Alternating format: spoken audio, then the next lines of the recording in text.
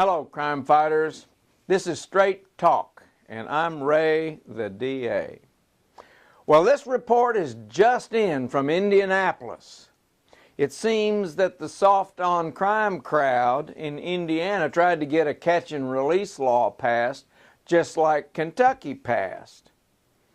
You got to understand, these soft-on-crimers are typically funded by mostly out-of-state liberal-leaning foundations who have lots of money. And they have been pretty successful in creating the false impression with most legislatures that we are packing off large numbers of people to state prisons for minor offenses, such as possession of marijuana for personal use. That's what they did in Kentucky. That's what the Pew Foundation did. Well, that same law failed to pass in Indiana. Why? Why did it fail? Because Indiana's prosecutors insisted on finding out just who is being sent to prison there. Well, guess what their study found? A closer look at these low-level offenders in Indiana prisons revealed that very few of them are first-time criminals. In their yet-to-be-released study of state prison inmates convicted of the lowest felony in Indiana shows, guess what? That each one of them had an average of 5 prior criminal convictions.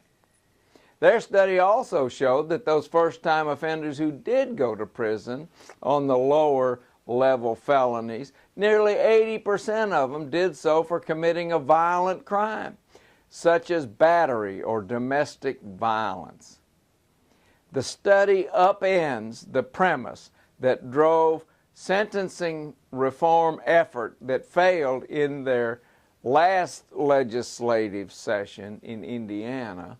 That is, that prosecutors and judges were crowding state prison with low-risk first-time offenders. The Indiana prosecutors say it shows we aren't sending beginners to prison. That's what their prosecutors say. Prosecutors and judges around the country have known this the whole time. I don't think Kentucky has ever done a study of our prison population which looks at not only why are they in prison, but what's their criminal history. What's the criminal history of these inmates in Kentucky's prison? Oh, they did a study, all right, but it only looks at the crime they are in prison for now, not their criminal history. My guess is if they did such a study, like Indiana did, they would learn that most of the criminals sent to prison in Kentucky have a serious criminal history and actually, guess what, should be in prison. I'm Ray Larson, and this is Straight Talk.